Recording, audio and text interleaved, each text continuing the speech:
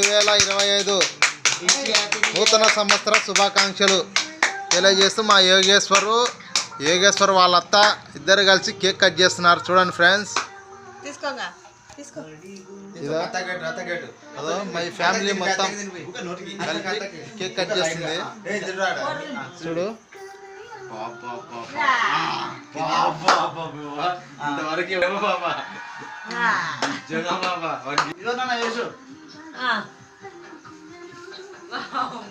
తిన్నా చూడు